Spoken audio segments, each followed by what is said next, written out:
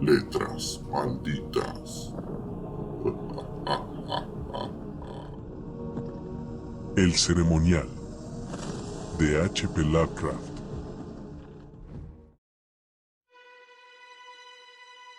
Me encontraba lejos de casa, y caminaba fascinado por el encanto de la mar oriental. Empezaba a caer la tarde, cuando la oí por primera vez, estrellándose contra las rocas. Entonces me di cuenta de lo cerca que la tenía.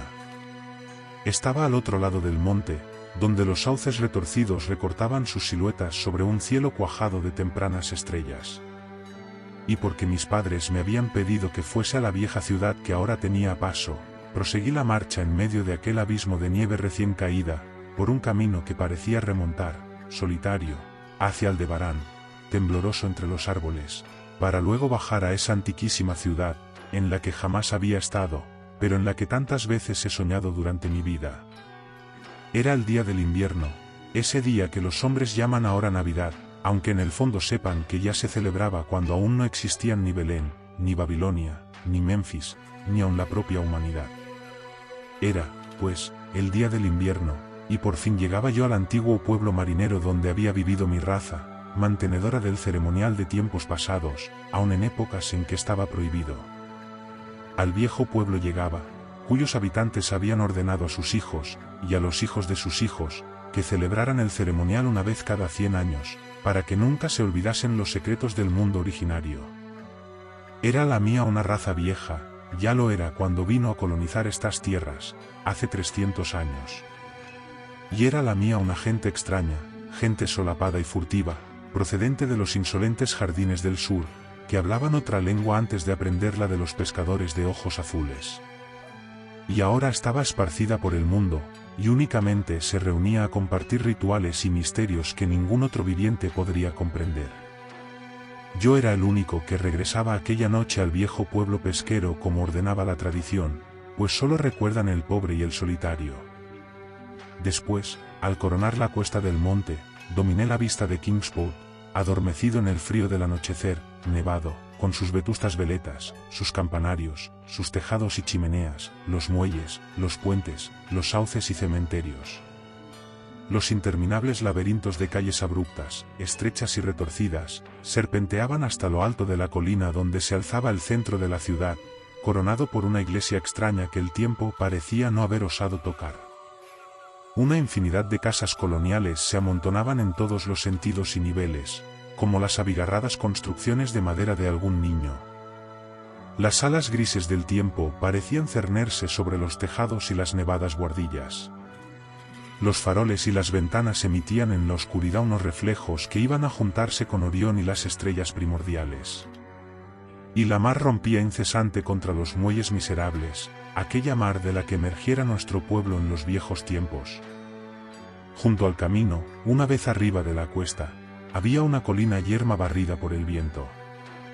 No tardé en ver que se trataba de un cementerio, en donde las negras lápidas surgían de la nieve como las uñas destrozadas de un cadáver gigantesco. El camino, sin huella alguna de tráfico, estaba solitario.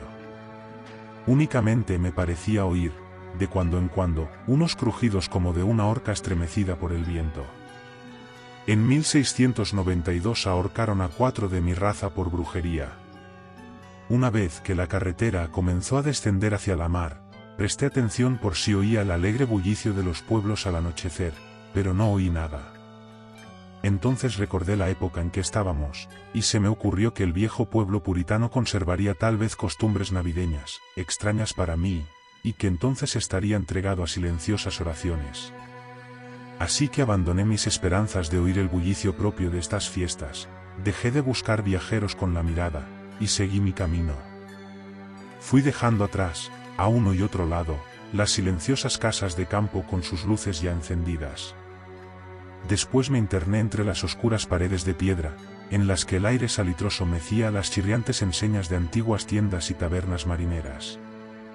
Las grotescas aldabas de las puertas, bajo los soportales, brillaban a lo largo de los callejones desiertos reflejando la escasa luz que se escapaba de las estrechas ventanas encortinadas. Traía conmigo el plano de la ciudad y sabía dónde se encontraba la casa de los míos.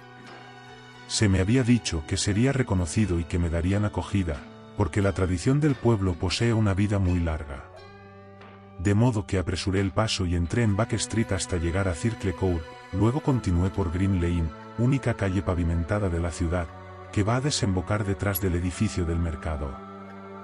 Aún servía el antiguo plano, y no me tropecé con dificultades. Sin embargo, en Arkham me habían mentido al decirme que había tranvías, al menos yo no veía redes de cables aéreos por ninguna parte. En cuanto a los raíles, es posible que los ocultara la nieve. Me alegré de tener que caminar, porque la ciudad, revestida de blanco, me había parecido muy hermosa desde el monte. Por otra parte, estaba impaciente por llamar a la puerta de los míos, por llegar a esa séptima casa de Green Lane, a mano izquierda, de tejado puntiagudo y doble planta, que databa de antes de 1650. Había luces en el interior, y por lo que pude apreciar a través de la vidriera de rombos de la ventana, todo se conservaba tal y como debió de ser en aquellos tiempos. El piso superior se inclinaba por encima del estrecho callejón invadido de hierba y casi tocaba el edificio de enfrente, que también se inclinaba peligrosamente, formando casi un túnel por donde caminaba.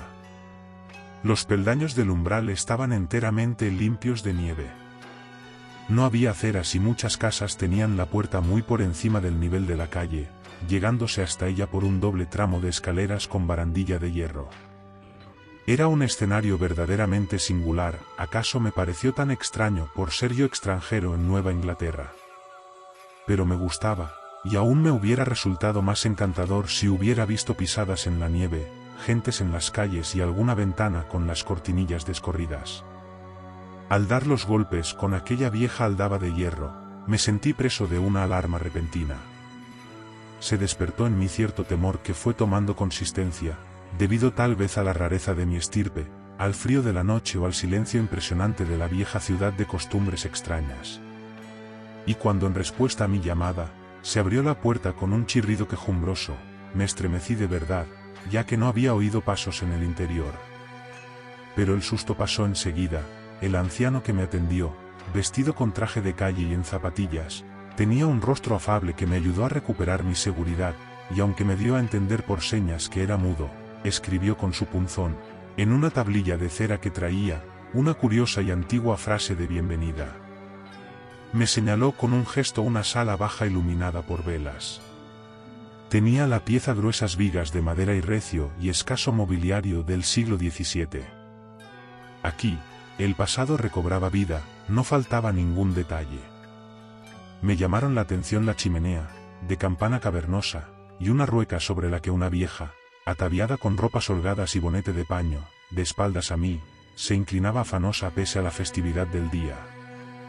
Reinaba una humedad indefinida en la estancia, y por ello me extrañó que no tuvieran fuego encendido.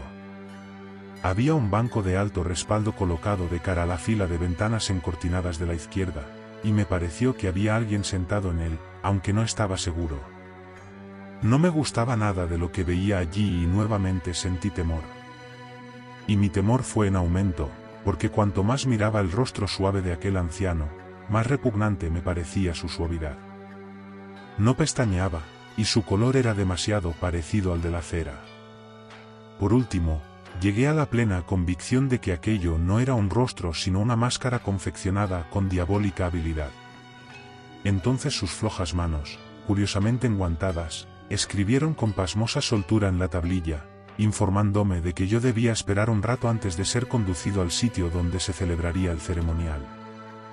Me señaló una silla, una mesa, un montón de libros, y salió de la estancia. Al echar mano de los libros, vi que se trataba de volúmenes muy antiguos y mohosos. Entre ellos estaban el viejo tratado sobre las maravillas de la naturaleza de Morrister, el terrible Sadducismus Triumphatus de Joseph Glanville, publicado en 1681, la espantosa Daemonotatreia de Remigius, impresa en 1595 en Lyon, y el peor de todos, el incalificable Necronomicon, del loco Abdul Alazred, en la excomulgada traducción latina de Olacius Bormius. Era este un libro que jamás había tenido en mis manos, pero del cual había oído decir cosas monstruosas. Nadie me dirigió la palabra, lo único que turbaba el silencio eran los aullidos del viento en el exterior y el girar de la rueca mientras la vieja seguía con su silencioso hilar. Tanto la estancia como aquella gente y aquellos libros me daban una extraña impresión de morbosidad e inquietud, pero, puesto que se trataba de una antigua tradición de mis antepasados, en virtud de la cual se me había convocado para tan extraña conmemoración, pensé que debía esperarme las cosas más peregrinas. Con que me puse a leer. Interesado por un tema que había encontrado en el Necronomicon, no tardé en darme cuenta que la lectura aquella me encogía el corazón. Se trataba de una leyenda demasiado espantosa para la razón y la conciencia. Luego experimenté un sobresalto, al oír que se cerraba una de las ventanas situadas delante del banco de alto respaldo. Parecía como si la hubiesen abierto furtivamente. A continuación se oyó un rumor que no provenía de la rueca. Sin embargo, no pude distinguirlo bien porque la vieja trabajaba afanosamente, y justo en aquel momento, el vetusto reloj se puso a tocar. Después, la idea de que había personas en el banco se me fue de la cabeza, y me sumí en la lectura hasta que regresó el anciano, con botas esta vez, vestido con holgados ropajes antiguos, y se sentó en aquel mismo banco, de forma que no le pude ver ya. Era enervante aquella espera, y el libro impío que tenía en mis manos me desazonaba más aún. Al dar las 11, el viejo se levantó, se acercó a un enorme cofre que había en un rincón, y extrajo 2 capas con caperuza, se puso una de ellas, y con la otra envolvió a la vieja, que dejó de hilar en ese momento. Luego, ambos se dirigieron hacia la puerta. La mujer arrastraba una pierna. El viejo, después de coger el mismísimo libro que había estado leyendo yo, me hizo una seña y se cubrió con la caperuza su rostro inmóvil o su máscara. Salimos a la tenebrosa y enmarañada red de callejuelas de aquella ciudad increíblemente antigua. A partir de ese momento, las luces se fueron apagando una a una tras las cortinas de las ventanas, y Sitio contempló la muchedumbre de figuras encapuchadas que surgían en silencio de todas las puertas y formaban una monstruosa procesión a lo largo de la calle, hasta más allá de las enseñas chirriantes, de los edificios de tejados inmemoriales, de los de techumbre de paja, y de las casas de ventanas adornadas con vidrieras de rombos. La procesión fue recorriendo callejones empinados, cuyas casas leprosas se recostaban unas contra otras o se derrumbaban juntas, y atravesó plazas y atrios de iglesias, y los faroles de las multitudes compusieron constelaciones vertiginosas y fantásticas. Yo caminaba junto a mis guías mudos, en medio de una muchedumbre silenciosa. Iba empujado por codos que se me antojaban de una blandura sobrenatural, estrujado por barrigas y pechos anormalmente pulposos, y no obstante seguía sin ver un rostro ni oír una voz. Las columnas espectrales ascendían más y más por las interminables cuestas y todos se iban aglomerando a medida que se acercaban a los lóbregos callejones que desembocaban en la cumbre, centro de la ciudad, donde se elevaba una inmensa iglesia blanca. Ya la había visto antes, desde lo alto del camino, cuando me detuve a contemplar Kingsport en las últimas luces del atardecer, y me estremecí al imaginar que Aldebarán había temblado un instante por encima de su torre fantasmal. Había un espacio despejado alrededor de la iglesia. En parte era cementerio parroquial, y en parte, plaza medio pavimentada, flanqueada por unas casas enfermas de puntiagudos tejados y aleros vacilantes, donde el viento azotaba y barría la nieve. Los fuegos fatuos danzaban por encima de las tumbas revelando un espeluznante espectáculo sin sombras. Más allá del cementerio, donde ya no había casas, pude contemplar de nuevo el parpadeo de las estrellas sobre el puerto. El pueblo era invisible en la oscuridad. Solo de cuando en cuando se veía oscilar algún farol por las serpenteantes callejas, delatando a algún retrasado que corría para alcanzar a la multitud que ahora entraba silenciosa en el templo. Esperé a que terminaran todos de cruzar el pórtico, para que acabaran así los empujones. El viejo me tiró de la manga, pero yo estaba decidido a entrar el último. Cruzamos el umbral y nos adentramos en el templo rebosante y oscuro. Me volví para mirar hacia el exterior, la fosforescencia del cementerio parroquial derramaba un resplandor enfermizo sobre la plaza pavimentada. Y de pronto, sentí un escalofrío, aunque el viento había barrido la nieve, aún quedaban rodales sobre el mismo camino que conducía al pórtico. Y sobre aquella nieve, para asombro mío, no descubrí ni una sola huella de pies, ni siquiera de los míos. La iglesia apenas resultaba iluminada, a pesar de todas las luces que habían entrado, porque la mayor parte de la multitud había desaparecido. Todos se dirigían por las naves laterales, sorteando los bancos, hacia una abertura que había al pie del púlpito, y se deslizaban por ella sin hacer el menor ruido. Avancé en silencio, me metí en la abertura y comencé a bajar por los gastados peldaños que conducían a una cripta oscura y sofocante. La cola sinuosa de la procesión era enorme. El verlos a todos rebulliendo en el interior de aquel sepulcro venerable me pareció horrible de verdad. Entonces me di cuenta de que el suelo de la cripta tenía otra abertura por la que también se deslizaba la multitud, y un momento después nos encontrábamos todos descendiendo por una escalera abominable, por una estrecha escalera de caracol húmeda, impregnada de un color muy peculiar que se enroscaba interminablemente en las entrañas de la tierra, entre muros de chorreantes bloques de piedra y yeso desintegrado. Era un descenso silencioso y horrible. Al cabo de muchísimo tiempo, observé que los peldaños ya no eran de piedra y argamasa, sino que estaban tallados en la roca viva. Lo que más me asombraba era que los miles de pies no produjeran ruido ni eco alguno. Después de un descenso que duró una eternidad, vi unos pasadizos laterales o túneles que, desde ignorados nichos de tinieblas, conducían a este misterioso acceso vertical. Los pasadizos aquellos no tardaron en hacerse excesivamente numerosos. Eran como impías catacumbas de apariencia amenazadora, y el acre olor a descomposición que despedían fue aumentando hasta hacerse completamente insoportable. Seguramente habíamos bajado hasta la base de la montaría, y quizá estábamos por debajo incluso del nivel de Kingsport. Me asustaba pensar en la antigüedad de aquella población infestada, socavada por aquellos subterráneos corrompidos. Luego vi el cárdeno resplandor de una luz desmayada y escuché el murmullo insidioso de las aguas tenebrosas. Sentí un nuevo escalofrío, no me gustaban las cosas que estaban sucediendo aquella noche. Ojalá que ningún antepasado mío hubiera exigido mi asistencia a un rito de ese género. En el momento en que los peldaños y los pasadizos se hicieron más amplios hice otro descubrimiento, percibí el doliente acento burlesco de una flauta, y súbitamente, se extendió ante mí el paisaje limitado de un mundo interior, una inmensa costa fungosa, iluminada por una columna de fuego verde y bañada por un vasto río oleaginoso que emanaba de unos abismos espantosos, insospechados, y corría a unirse con las cimas negras del océano inmemorial.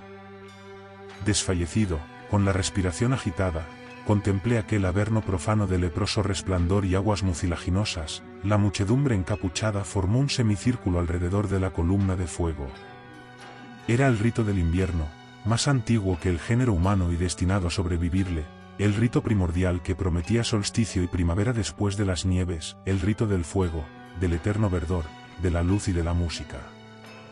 Y en aquella gruta estigia vi cómo ejecutaban todos el rito y adoraban la nauseabunda columna de fuego y arrojaban al agua puñados de viscosa vegetación que resplandecía con una fosforescencia pálida y verdosa.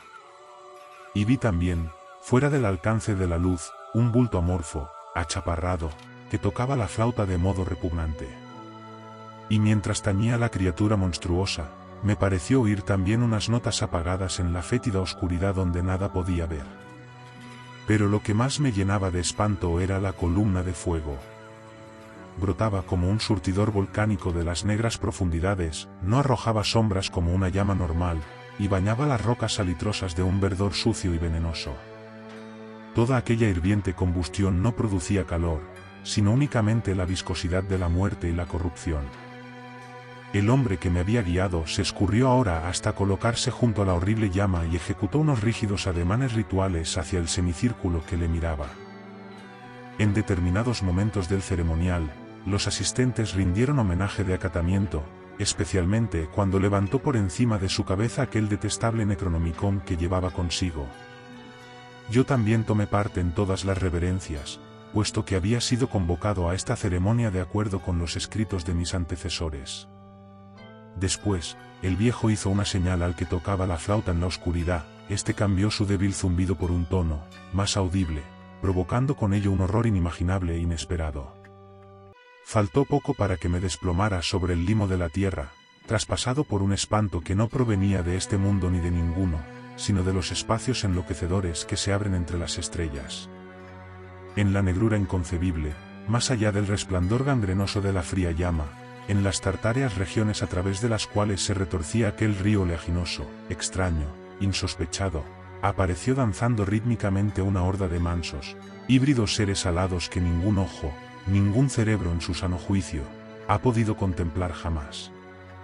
No eran cuervos, ni topos, ni guarros, ni hormigas, ni vampiros, ni seres humanos en descomposición, eran algo que no consigo y no debo recordar.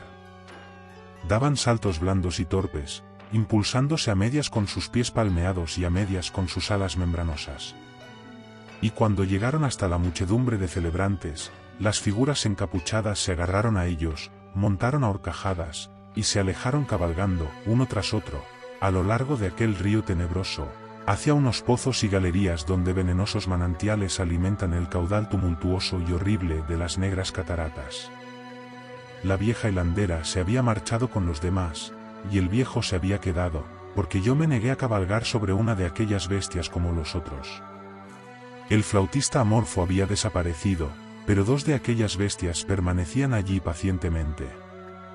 Al resistirme a cabalgar, el viejo sacó su punzón y su tablilla, y me comunicó por escrito que él era el verdadero delegado de aquellos antepasados míos que habían fundado el culto al invierno en este mismo venerable lugar, que había sido decretado que yo volviera allí, y que faltaban por celebrarse los misterios más recónditos. Escribió todo esto en un estilo muy antiguo, y aún dudaba yo cuando sacó de sus amplios ropajes un sello y un reloj con las armas de mi familia, para probar que todo era según había dicho él. Pero la prueba era espantosa, porque yo sabía por ciertos documentos antiquísimos que aquel reloj había sido enterrado con el tatarabuelo de mi tatarabuelo en 1698. Al poco rato, el viejo echó hacia atrás su capucha y me mostró el parecido familiar de su rostro, pero aquello me hizo estremecer, porque yo estaba convencido de que se trataba solamente de una diabólica máscara de cera. Las dos bestias voladoras aguardaban y arañaban inquietas los líquenes del suelo, y me di cuenta de que el viejo estaba a punto de perder la paciencia. Cuando uno de aquellos animales comenzó a moverse, alejándose del lugar, el viejo se volvió rápidamente y lo detuvo, de suerte que, con la rapidez del movimiento, se le desprendió la máscara que llevaba en el lugar correspondiente a la cabeza. Y entonces, al ver que aquella pesadilla se interponía entre la escalera de piedra y yo, me arrojé al fondo oleaginoso del río pensando que sin duda desembocaría, por alguna cavidad, en el fondo del océano. Me lancé en aquel jugo pútrido de las entrañas de la tierra antes que mis locos chillidos pudieran hacer caer sobre mí las legiones de cadáveres que aquellos abismos pestilentes ocultaban. En el hospital me dijeron que me habían encontrado en el puerto de Kingsport, medio helado, al amanecer, aferrado a un madero providencial. Me dijeron que la noche anterior me había extraviado por los acantilados de Orangeport, cosa que habían deducido por las huellas que encontraron en la nieve. No hice ningún comentario. Mi cabeza era un caos. Nada encajaba con mi experiencia de la noche anterior. Los ventanales del hospital se abrían a un panorama de tejados de los que apenas uno de cada 5 podía considerarse antiguo. Las calles vibraban con el estrépito de tranvías y automóviles. Me insistieron en que esto era Kingsport, cosa que yo no pude negar. Al verme caer en un estado de delirio cuando me enteré de que el hospital se encontraba cerca del cementerio parroquial de Central Hill, me trasladaron al Hospital St. Mary, de Arkham, donde me atenderían mejor. Me gustó, en efecto, porque los médicos eran de mentalidad más abierta, y aún me ayudaron, ya que gracias a su influencia pude conseguir un ejemplar del censurable Necronomicon de Alfred, celosamente guardado en la biblioteca de la Universidad del Miskatonic. Dijeron que sufría una especie de psicosis, y convinieron en que el mejor sistema de alejar las obsesiones de mi cerebro era provocar mi cansancio a base de permitirme ahondar en el tema. De esta suerte llegué a leer el espantoso capítulo aquel, y me estremecí doblemente, puesto que no era nuevo para mí, lo que contaba, lo había visto yo, dijeran lo que dijesen las huellas de mis pies, y era mejor olvidar el sitio donde lo había presenciado. Nadie durante el día me lo hacía recordar, pero mis sueños son aterradores a causa de ciertas frases que no me atrevo a transcribir. Si acaso, citaré únicamente un párrafo.